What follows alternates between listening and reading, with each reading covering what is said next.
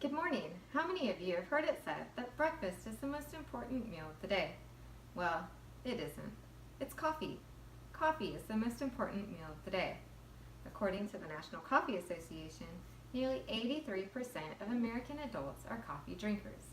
My name is Heather Jackson, and I am one of those coffee drinkers.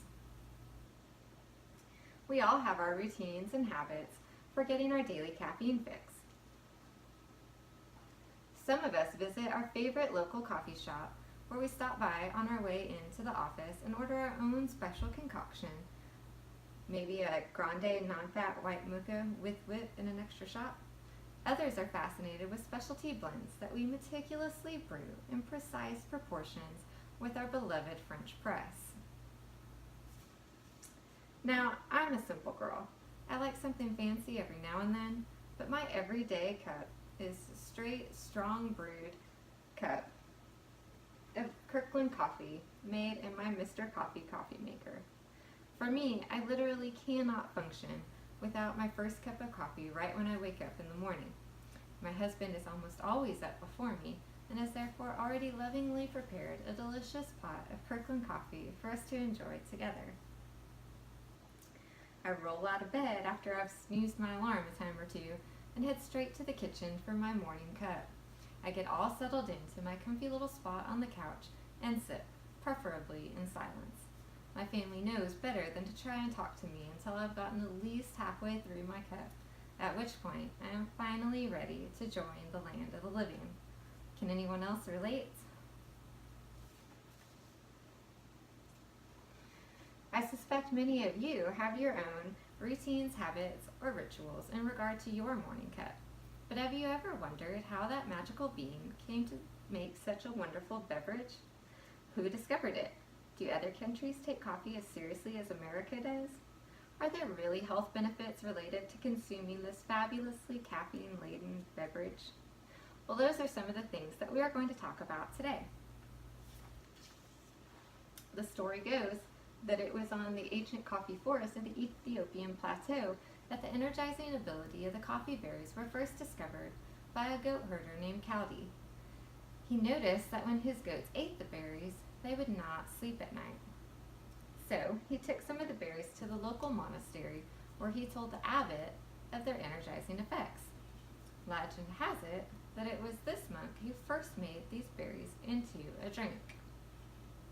He then shared with his fellow monks of how the drink had helped him stay awake and attentive through the hours of evening prayer. Knowledge of the energizing concoction spread from there. It reached the Arabian Peninsula by the 15th century, made its way into Europe by the 17th century, and in the mid-17th century, it came across the Atlantic to the British colonies here in America, where Thomas Jefferson is quoted as having called coffee the favorite drink of the civilized world. While the wonders of coffee did spread across the globe in its early years, it did not do so without some controversy. There were multiple times in the drink's history that it was actually banned from society's consumption. The drink was met with opposition after landing in Europe by the Italian Church, who lobbied for it to be removed, calling it the bitter invention of Satan. Opposition to the beverage was so great that Pope Clement VIII was called on to settle the dispute. However, much to the chagrin of the clergyman, the Pope found coffee to be quite tasty and pleasing. Rumor has it that he even joked that it should be baptized. So, with this papal blessing, coffee continued its way throughout Europe.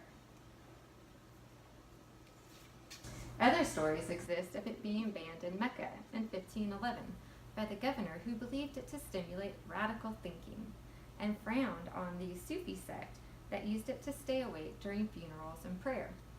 The Swedish government not only banned coffee, but also banned coffee paraphernalia in 1746.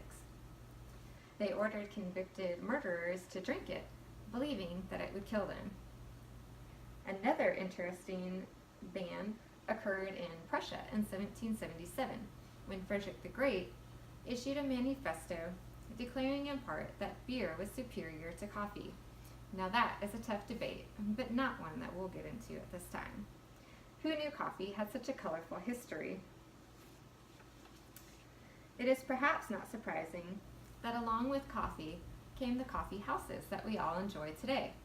It was on the Arabian Peninsula, where coffee cultivation and trade began, that the coffee house likewise began. Arabian coffee houses of the past were not unlike those that we enjoy today. They were places for social gathering where people enjoyed community, music, performers, and of course, coffee.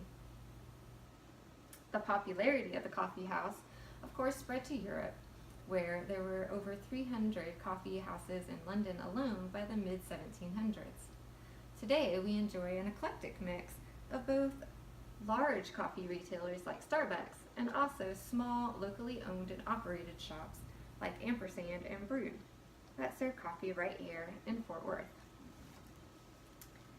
Coffee shops are popular and can also be quite lucrative.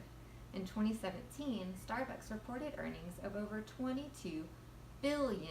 Now that is a lot of coffee. It is actually the second most traded commodity after oil. Not to be outdone though, the industry that produces coffee-making gadgets to brew your own special blend at home has also seen astonishing growth. Single-serve brewers like the Keurig have gone from $103 million in sales in 2007 to a whopping $11.8 billion just 5 years later in 2012. Now that is amazing. So how does that bean get from the plant to our cup? Well, let's start from the beginning. A coffee tree can take anywhere between 3 to 5 years to start producing profitable amounts of cherries. Each cherry on a coffee tree contains 2 seeds, or as we're more used to hearing them called, beans. The cherries are harvested, often by hand, sorted to make sure that only ripe ones are used, and then sent to the wet mill. Here at the wet mill, they are run through a washing station, a pulping station, and then set out to dry before being sent on to the dry mill. At the dry mill, the beans are hulled, destoned, and graded by size and density. After further sorting and separating, the beans are then sold to roasters. Roasting is another process all in itself, and different roasters may have different techniques that they use to obtain their own unique flavor. Once roasted, those delectable beans are finally ready to be ground and brewed into our mugs. So what's the big deal anyway? Why is there such a boom in the coffee market? Some attribute it to the more recent studies that have touted coffee as being healthy. The Mayo Clinic reported studies showing coffee to protect from Parkinson's disease, type 2 diabetes, liver disease, and even liver cancer.